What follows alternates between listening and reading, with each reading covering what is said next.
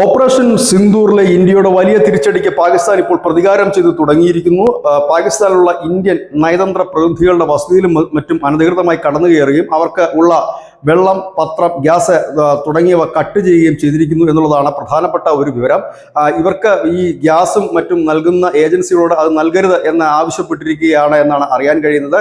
ഏതായാലും ഇതിന് മറുപടിയുമായി ഇന്ത്യ രംഗത്തെത്തിയിരിക്കുന്നു. ഇന്ത്യ പാകിസ്ഥാനെ ദില്ലിയിൽ പ്രവർത്തിക്കുന്ന നയതന്ത്ര ഉദ്യോഗസ്ഥന്മാർക്ക് പത്രം കട്ട് ചെയ്തു. ഇത് ഒഫീഷ്യലായി തന്നെ അറിയിക്കുകയും ചെയ്തിരിക്കുന്നു. 2019 പുൽവാമയ്ക്ക് പ്രതികാരമായി ഇന്ത്യ സർജിക്കൽ സ്ട്രൈക്ക് നടത്തിയപ്പോൾ സമാനമായ ഒരു രീതിയിലാണ് പാകിസ്ഥാൻ അതിനെ തിരിച്ചടി നൽകിയത്. നമ്മുടെ നയതന്ത്ര പ്രതിനിധികളുടെ വീട്ടിലേക്കുള്ള വെള്ളവും ഗ്യാസും ഒക്കെ കട്ട് ചെയ്തു, പത്രം നിർത്തിയുമൊക്കെ അന്നും പ്രതികാരം ചെയ്തിരുന്നു. സമാനമായ രീതിയിൽ തന്നെയാണ് ഇപ്പോഴും. പക്ഷേ ഇപ്പോൾ അങ്ങനെയല്ല, കാര്യങ്ങൾ കുറച്ചുകൂടി വ്യത്യസ്തമാണ്. കാരണം ഇരു രാജ്യങ്ങളും യുദ്ധസമാനമായ അന്തരീക്ഷത്തിൽ യുദ്ധമുഖത്ത് നിൽക്കുന്ന ഒരു സാഹചര്യം.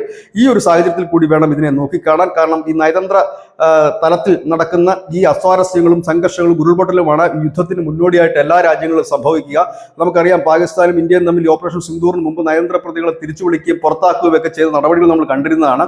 ഇതിന് സമാനമായി തന്നെ മറ്റൊരു നീക്കമാണ് ഇവിടെ നടക്കുന്നത്. രണ്ട് രാജ്യങ്ങളും ആ രാജ്യങ്ങളിലുള്ള നയതന്ത്ര പ്രതിനിധികളുടെ ഗ്യാസും വെള്ളവും കട്ട് ചെയ്തുകൊണ്ട് അടിക്ക് തിരിച്ചടി എന്ന ലൈനിലേക്ക് പോകുന്നു. അതൊരു വലിയ സംഘർഷത്തിലേക്ക് നീങ്ങാൻ അധികം സമയം വേണ്ടിവരില്ല എന്ന് വിദഗ്ധരും കരുതുന്നു. News desk news India Malayalam.